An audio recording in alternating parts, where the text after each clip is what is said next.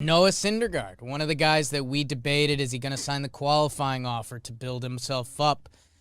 He turns that down. He gets $3 million more to go to LAAA. I'll just kick it to you. Everyone was getting their tweets off and everything. Where do you stand on this a day or two later? Couple things. I think, one, it was an expensive price to pay for Noah Syndergaard. We have the $21 million. It's a one-year deal. I'm on record as saying you can't really have a bad one-year deal. So I don't think it's a bad deal. I'm just saying it's expensive because you had to give a draft pick up as well. Put those two things together, you're starting to say, okay, it's a hefty price for a guy that's probably going to give us, if we're lucky, 150 innings. And, we're hoping he's good in those 150 innings. I think if you get those, you'll be happy. I'll say this, though. You have to be happy for the Angels. We've been asking them year after year after year, go get some starters. We wanted them to sign some big long-term deals with guys. This isn't that, but at least it's a step in the right direction. I think this is the first of many moves they're going to have to make. So we as media people, members talking baseball, can't yell at the Angels to go sign pitchers and then be mad when they sign a pitcher. So I think this is good for the Angels. I think, I know Thor, and the way I talk about Jose Barrios and his work ethic, I've heard similar things about Thor. So you like that. You like to hear that. Now, the injury history is different because Barrios has made all his starts and Thor has only pitched, like I said, 2 innings in 2 years. But I'm happy for the Angels. I'm happy for Thor. It's a good deal for him. He gets a little bit more. He gets to have possibly his bounce back campaign. And then for the Angels also, if you like what you see early on, maybe you try to work a deal out and hold him for a few more years. So I'm happy. I'm happy for the Angels. This is a step in the right direction. I'm happy for Trout. I'm happy for Ohtani and Rendon and all those guys over there. They need it. They need it. What do you got? Trev, I liked a lot of what you said. I mean, we cannot shame the Los Angeles Angels, who have been, it's literally become a pitching joke with them for going out and getting a pitcher. The biggest winner is Thor. He had a 1-year offer for $18 million. The qualifying offer, $18.4.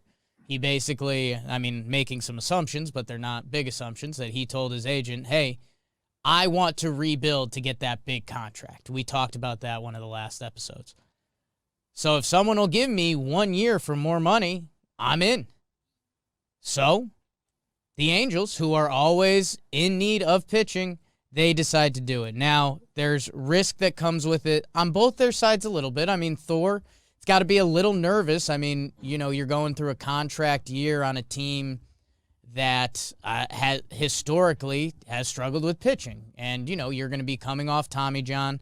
I know we originally deep dove on this for the Yankees and Kluber last year, or Tyone.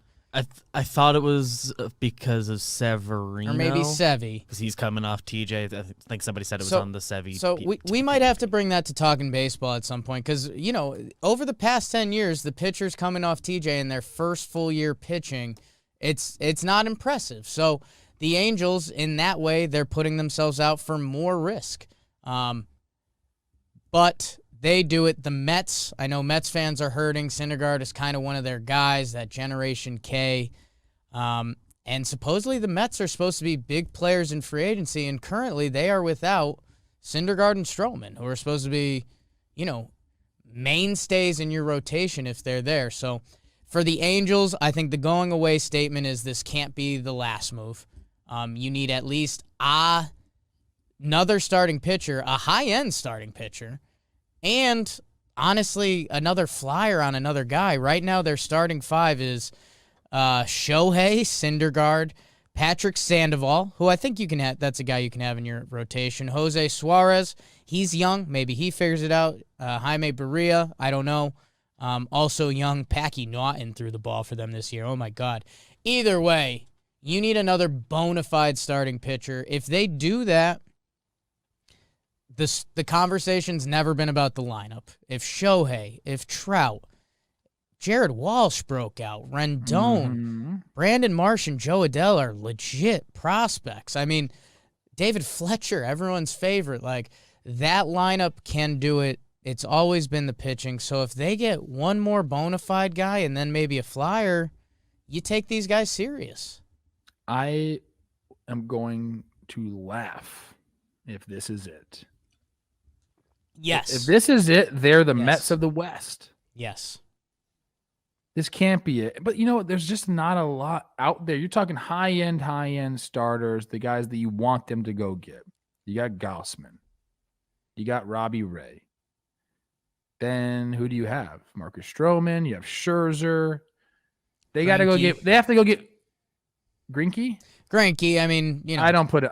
I think those four guys right there, and I don't know if I'm missing somebody. I might be. I'll get in there real quick. You got to go get one of those guys. There's an argument for Rodon, the year he's coming off of, but there's some injury risk.